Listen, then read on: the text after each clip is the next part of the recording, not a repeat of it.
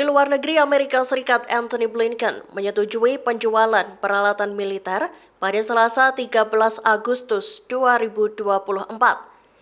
Peralatan itu dijual ke sekutunya Israel senilai lebih dari 20 miliar dolar. Dikatakan Pentagon, Blinken menyetujui penjualan jet tempur F-15 dan peralatannya dengan nilai hampir 19 miliar dolar. Dikutip dari Tribun News, Blinken disebut juga kemungkinan menyetujui penjualan amunisi tank dan kendaraan militer. Masing-masing peralatan militer itu dibanderol harga sekira 774 juta dolar dan 583 juta dolar. Amunisi tank itu dikabarkan akan segera tersedia untuk dikirimkan ke Israel. Namun jet tempur Boeing F-15 akan memakan waktu bertahun-tahun dalam proses produksinya. Amerika sendiri telah dengan gigih mendukung Israel yang sedang bergerilya di jalur Gaza. Pihaknya bak menjadi sekutu kesayangan Zionis yang kerap menyokong kebutuhan amunisi hingga alat-alat perang. Militer Israel alias IDF dilaporkan memaksa warga sipil Palestina untuk memasuki terowongan Hamas. Langkah itu diambil IDF lantaran mereka takut jika terowongan itu dipasangi jebakan. Sehingga IDF meminta sejumlah warga Palestina untuk mengeceknya terlebih dahulu.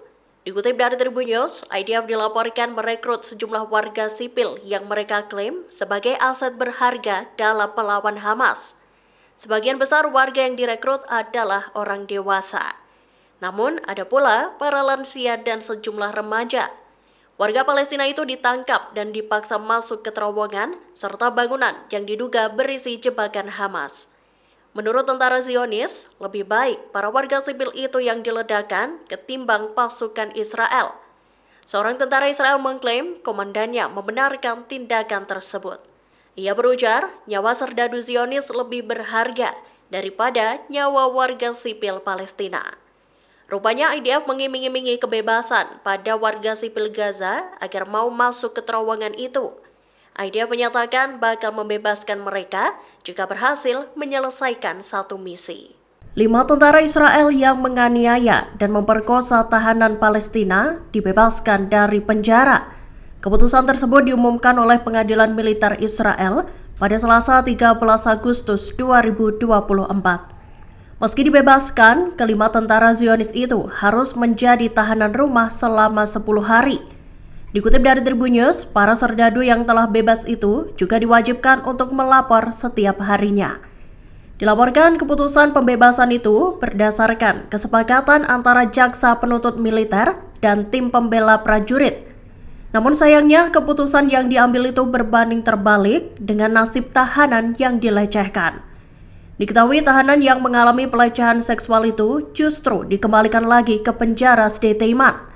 Ia dijebloskan lagi ke penjara selesai menerima perawatan medis. Diberitakan sebelumnya, tentara Israel melakukan pelecehan seksual terhadap seorang tahanan Palestina di penjara Sde Teiman. Rekaman CCTV saat aksi bejat itu dilakukan pun bocor dan para tentara yang terlibat ditangkap. Namun 5 dari mereka dibebaskan tanpa ada alasan yang jelas. Perwakilan gerakan Hamas di Lebanon, Ahmed Abdel Hadi, mengumumkan pihaknya tak akan berpartisipasi lagi dalam negosiasi gencatan senjata di Gaza. Rencananya, perundingan gencatan senjata itu akan digelar pada 15 Agustus 2024 di Doha, Qatar atau Kairo, Mesir. Meski begitu, ia menegaskan bahwa Hamas tidak menentang perundingan gencatan senjata secara umum. Dikutip dari Tribun News, Hamas menyinggung soal sikap Perdana Menteri Israel Benjamin Netanyahu. Menurutnya, Netanyahu tak menunjukkan iktikat baik untuk menghentikan agresi.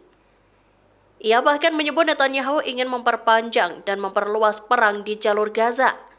Menurutnya, Netanyahu menghambat perundingan gencatan senjata. Lebih lanjut, Ahmed Abdel Hadi menyatakan bahwa Hamas bakal kembali ke meja perundingan jika Israel menunjukkan komitmen terhadap proposal gencatan senjata yang diajukan sebelumnya. Taktik menggunakan terowongan sebagai jebakan rupanya tak hanya digunakan oleh Brigade Al-Qassam saja. Tentara Israel atau IDF ternyata menggunakan taktik serupa untuk memancing militan Palestina. Hanya saja jebakan yang dibuat IDF itu terbaca oleh sayap militan Hamas. Dikutip dari Tribun News, Al-Hassam mengklaim mampu mendeteksi adanya 3 terowongan palsu buatan Israel. Ketiga terowongan itu diketahui berada di lingkungan Tal Al-Sultan Rafah. Namun terowongan-terowongan palsu tersebut gagal memancing Al-Hassam. Saya militan Hamas itu justru meledakkan terowongan tersebut.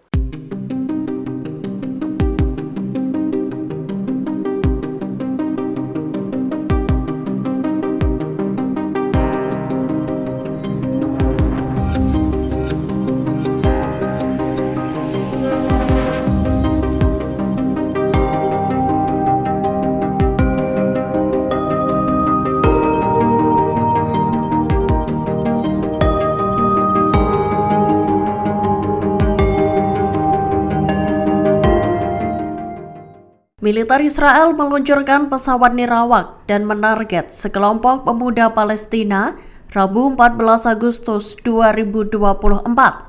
Penargetan itu terjadi di kota Tamon, Tenggara Tubas, tepi barat. Diketahui serangan IDF itu menewaskan 3 pemuda Palestina. Dikutip dari Tribun News, rupanya IDF tak hanya membunuh para pemuda itu. Pasukan Zionis tersebut dilaporkan menculik ketiga jenazah pemuda Palestina yang ditembak mati. Dalam video yang beredar di media sosial, para tentara menyeret jenazah ketiga pemuda itu. IDF lantas memasukkan ketiga jasad itu ke dalam mobil. Disebutkan, sebelum membawa ketiga jenazah itu, IDF sempat melarang tim medis Masyarakat Bulan Sabit Merah Palestina atau PRCS untuk mengangkut jasad tersebut. Download Tribun X sekarang, menghadirkan lokal menjadi Indonesia.